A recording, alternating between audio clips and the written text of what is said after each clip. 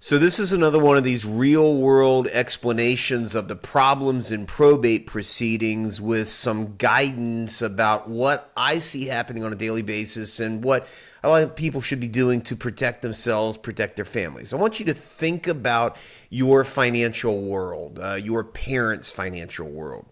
Millions of Americans have trillions of dollars that are in various financial institutions, in the stock market, in mutual funds, in various different accounts. Think about that. The family fortune is locked away with a wealth advisor, with someone who's been the trusted fiduciary going back decades. And it's a big name institution. For the people up at the top of the pyramid, they've got direct access. They got cell phone numbers to their broker. They've got communications with them on a regular basis. These people up at the top of the pyramid. For the vast chunk of Americans that have, moderate millions sitting in there, that contact is much more attenuated. If you got a good local broker and you got, $5-10 million up here, yeah, you're going directly to the top. You're communicating with them.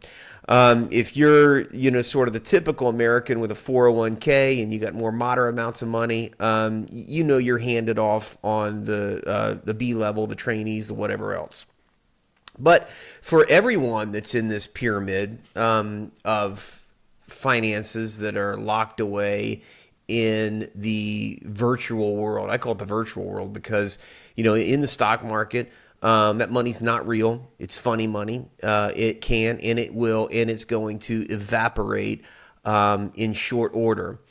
And the purpose of this video is to kind of get you, the donor class, mom, dad that's got the money locked in there thinking, you, the beneficiary class, if you're sitting there, knowing that, mom, dad's money is locked there and you're expecting that it's going to transfer its way to you. But I want everybody to start thinking about what is going to happen here. There is no question about what is going to happen. And what is that? We are either going to have a correction in the stock market or, and I think this is going to happen, we are going to have a crash in the stock market. Why? Why are we going to have a crash in the stock market? Well, the economy is simply not sustainable. This is a delusion, a fantasy, a crisis that we're living in that we on the ground here are largely being shielded from.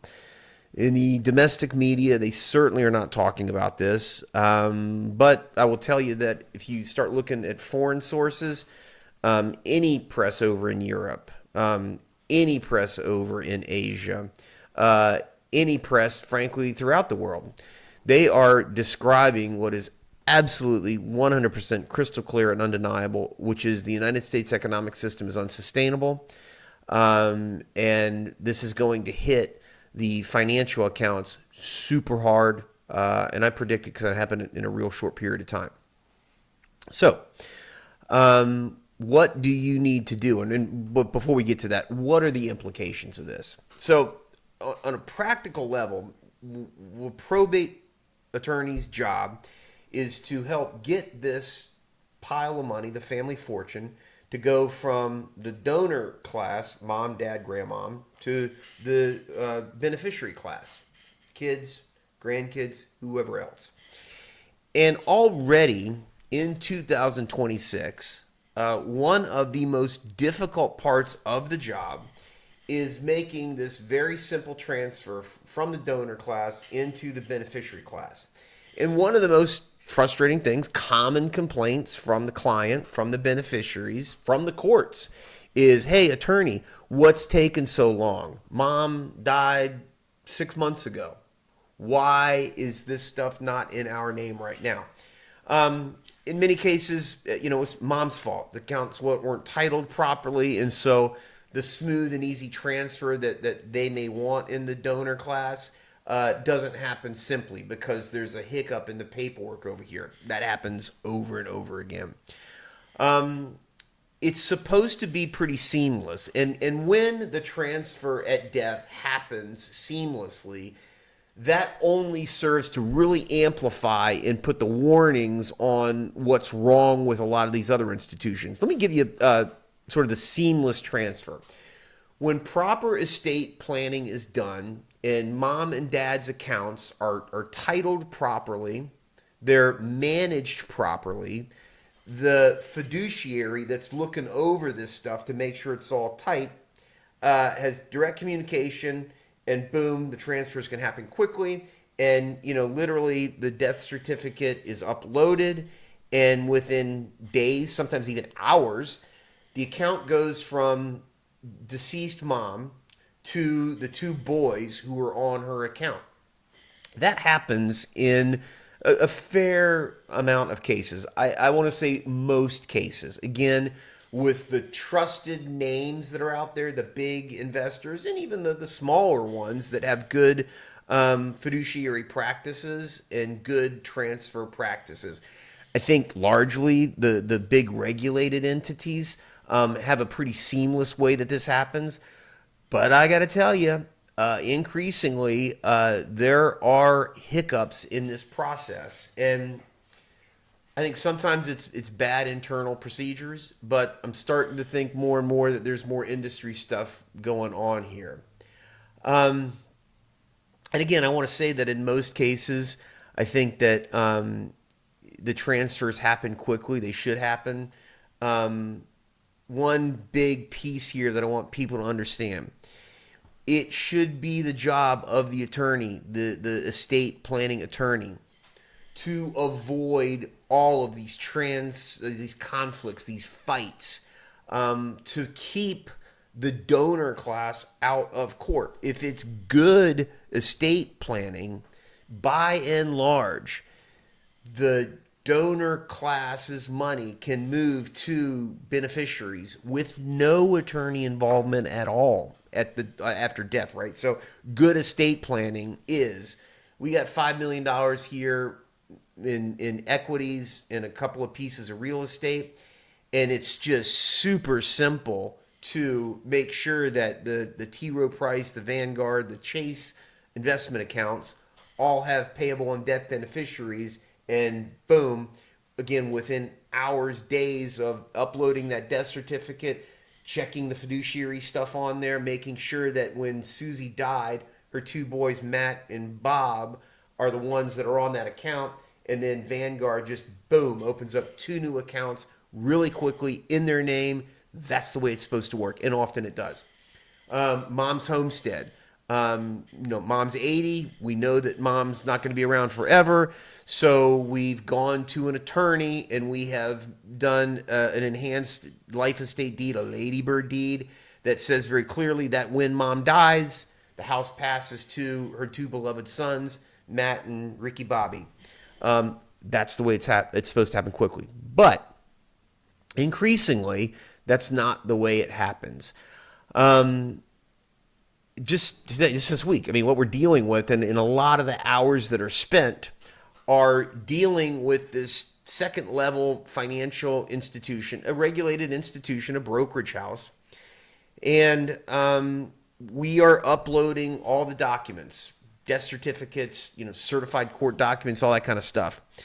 And then rather than just those accounts being opened up and transferred over quickly the way they're supposed to, the B team over here is playing games. I don't think it's always purposeful. I think there's some problems with information and whoever's in control over here, and in the oversight and the management of these companies, not accepting documents, not being able to log in directly and understand what's going on. But the warning here is this. And, I'm describing the world as it currently exists, February 2026, in a relatively stable economic market where things are fine. Mom and dad are happy because the green line's going up, people making money, mom's account is growing. What the hell do you think is going to happen when the inevitable happens, the stock market crash? And mom or dad are over here freaking out. And they want to turn these paper statements out here into real money. They want to get that money out of a stock market crashing and into somewhere where it's more stable and protected. What the hell do you think is going to happen? Do you think when mom or dad picks up the phone and they call their broker and their broker's getting hounded on by 100 different people? It reminds me of that scene in Jerry Maguire, where Tom Cruise is trying to talk to somebody and there's a million different phone calls coming in. Well, when the stock market inevitably crashes and mom can't get a hold of that trusted broker and she's watching as that line on their account is going down, think about what's going to happen. Or in this estate context where mom or dad has died and I got the donor class over here and I'm trying to secure this money and get it out of this sinking ship, this crashing account. Just think of what's going to happen. One of the problems, very real problems, is staffing, is bandwidth. I'm concerned about the practical nuts and bolts bandwidth of any of these institutions being able to deal with the inevitable rush to the exits that's going to occur when this crash occurs. What can you do? Obviously, basic advice is don't have all your eggs in one basket. There are many reasons why people are diversifying and having money out, not just in one institution, but any. And while that's good advice, again, think about this in terms of a crash context. So rather than having all your eggs in one entity's baskets, XYZ Corporation, you instead have split this thing into multiple different entities.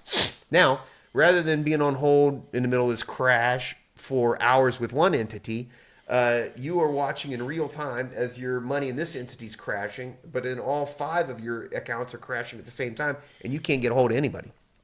That's what's going to happen, folks. It's coming. And when it does, what are mom or dad going to feel like as they're watching this go down? And then what especially are the beneficiary class going to do when that happens? What can you do? What's Warren Buffett doing? I think he's a smart guy, right? He's pulling all his stuff out, and presumably it's in somewhere safer. I kind of look at it this way.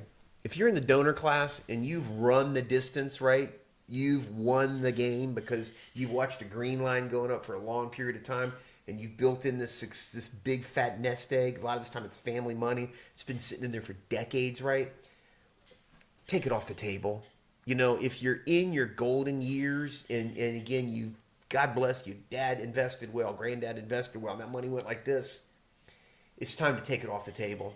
It's time to get it somewhere safe and secure so that, mom, you can live out the rest of your life in comfort, knowing your bills are paid until the day of death.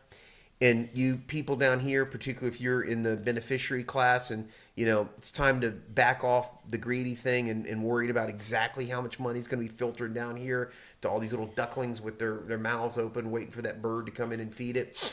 Again, you've won the race. Get the money out of the market. Get it somewhere safe and secure in one place where you can have your hands on it and have access to it. Make sure it's protected in the time of the coming crash.